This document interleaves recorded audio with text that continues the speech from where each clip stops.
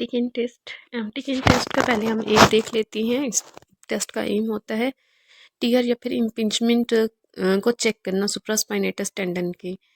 और सेकंड जो इसमें है, हम सब स्कैपुलर जो नर्व है उसकी न्यूरोपैथी को भी एम्प्टी कैन टेस्ट से चेक कर सकते हैं।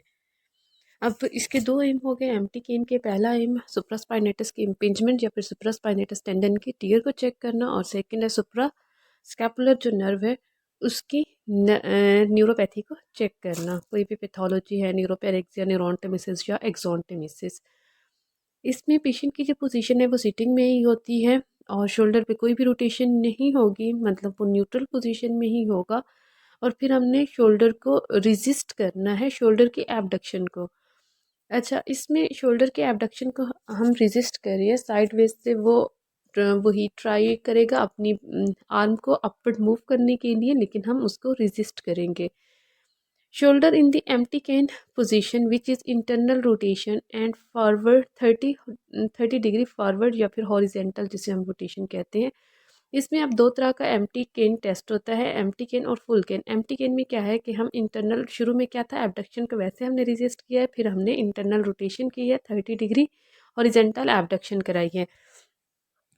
हॉरिजेंटल एबडक्शन और इंटरनल रोटेशन के बाद जो पेशेंट का थंब होगा वो डाउनवर्ड टूवर्ड्स द फ्लोर जब मूव करेगा, और फिर हम उसको रेजिस्ट करेंगे। पहले क्या था कि हमने न्यूट्रल पोजीशन में एबडक्शन को रेजिस्ट किया है, शोल्डर के एबडक्शन को, और फिर हमने उसी अफेक्टेड साइड पे इंटरनल रोटेशन भी कराई है और थोड़ी सी हॉरिजेंटल एडक्शन भी कराई है 30 डिग्री तक। और जब इंटरनल रोटेशन पेशेंट करेगा तो क्या होगा कि उसका थंब डाउनवर्ड मूव कर जाएगा, टुवर्ड्स फ्लोर मूव कर जाएगा। अगेन हम एबडक्शन को रेजिस्ट करेंगे। ये पोजीशन है हमारे पास एम्प्टी कैन के लिए। तो इसमें फिर हम चेक करेंगे दोनों में पेन की इंटेंसिटी को, कि जब इंटरनल रोटेशन थी तब पेशेंट को ज़्यादा पेन हुआ या जब नहीं थी तब ज़्यादा पेन हुआ है। तो जो पहले पोजीशन थी जिसमें हमारा थंब अपवर्ड था वो थी हमारे पास फुल कैन पोजीशन। सेकंड जिसमें हमने इंटरनल रोटेशन और थोड़ी सी हॉरिजेंटल एडक्शन कराई है वो है हमारे पास फुल कैन टेस्ट। तो बेस्ट रिजल्ट हमें फुल केन में मिलता है, मैक्स फुल कॉन्ट्रेक्शन मिल रही होती है। पॉजिटिव साइन कब होगा, जब हमें पेन की कंप्लेन करेगा पेशेंट, या फिर पेशेंट जो है वो रेजिस्ट नहीं कर सकेगा जो हम रेजिस्टेंस अप्लाई कर रहे हैं।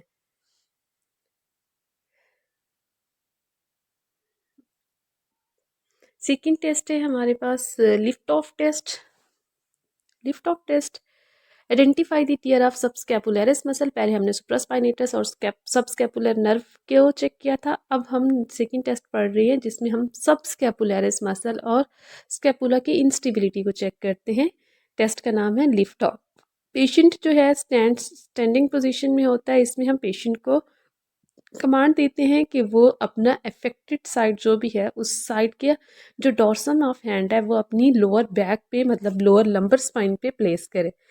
इसके बाद पेशेंट जो है अपनी बाजू को, अपने हाथ को थोड़ा सा पीछे की तरफ मूव करेगा, जैसे कि हमें ये इस पिक्चर में नज़र आ रहा है। पहले उसने बिल्कुल टच किया है डॉर्सम ऑफ हैंड को, और फिर हमने उसको कमांड दिया कि वो थोड़ा सा दूर लेके जाए अपनी बैक से अपने उस हैंड को। If the patient is able to take the hand back to the away from the back, the examiner should apply a load pushing the hand towards back to the test। अगर तो वो away move कर लेता है, इसका मतलब है उसका जो सबस्कैपुलरिस मसल है वो ठीक है, उसमें MMT ग्रेड 3 की स्ट्रेंथ है। फर्दर अगर हम उसकी स्ट्रेंथ चेक करना चाहते हैं तो उसको हम रेजिस्ट करेंगे ग्रेड 4 और ग्रेड 5 के लिए। तो हम मॉडरेट और मैक्सिमम रेजिस्टेंस अप्लाई करेंगे और पेशेंट क्या करेगा, उसी अफेक्टेड हैंड को away from the back move करेगा। अगर तो वो रेजिस्टेंस के अगेंस्ट भी मूव कर लेता है तो सबस्कैपुलरिस मसल जो है वो उसका ठीक होगा, स्ट्रेंथ उसकी 5/5 होगी। और अगर वो मूव नहीं कर सकता या फिर हमें कोई भी स्कैपुलर पे मूवमेंट मिलती है, जैसे कि हमने सेकंड हैंड से उसको पल्पेट किया हुआ होगा, तो वो स्कैपुलर इंस्टेबिलिटी को इंडिकेट करेगा।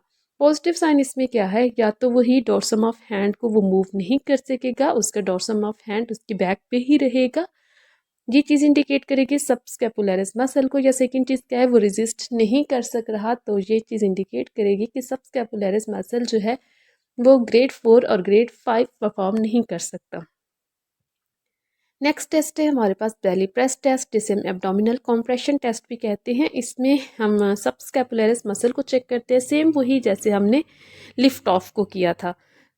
अब उसमें क्या है, लिफ्ट ऑफ में जब भी पेशेंट अपना डॉर्सम ऑफ हैंड बैक पे प्लेस करता है तो उसके अफेक्टेड साइड पे जो भी हमारी एग्जामिनर साइट होती है वहाँ पे इंटरनल रोटेशन या मीडियल रोटेशन प्लेस होती है। लेकिन अगर किसी भी वजह से इंटरनल रोटेटर्स उसके वीक हैं या इंजर्ड हैं, वो इंटरनल रोटेशन नहीं कर सकता, तो ये उसके लिए रिप्लेसमेंट में हम टेस्ट करते हैं जिसे कहते हैं बेली प्रेस टेस्ट। इसमें भी एग्जामिनर जो है वो अपना हैंड पेशेंट के एब्डोमेन पे प्लेस करता है ताकि उसे पता चल सके कि पेशेंट कितनी फोर्स अप्लाई कर रहा है, और पेशेंट के हैंड पे ही सॉरी एग्जामिनर के हैंड पे ही पेशेंट जो है अपने अफेक्टेड साइड से प्रेस करेगा अपने एब्डोमेन पे। अगर तो वो ठीक से प्रेस कर लेता है, उसकी एल्बो न्यूट्रल पोजीशन में ही रहती है, तो इसका मतलब है सबस्कैपुलरिस मसल ठीक है। लेकिन अगर जैसे वो प्रेस करता है एग्जामिन थेरापिस्ट के हैंड को, जो कि थेरापिस्ट ने हैंड पेशेंट के एब्डोमेन पे प्लेस किया है, तो ड्यूरिंग प्रेस या ड्यूरिंग पुश वो क्या करेगा, अपनी एल्बो को थोड़ा सा फॉरवर्ड मूव करेगा। अगर तो फॉरवर्ड मूवमेंट हमें एल्बो पे मिल रही है, ये चीज़ इंडिकेट करेगी सबस्कैपुलरिस मसल की वीकनेस को।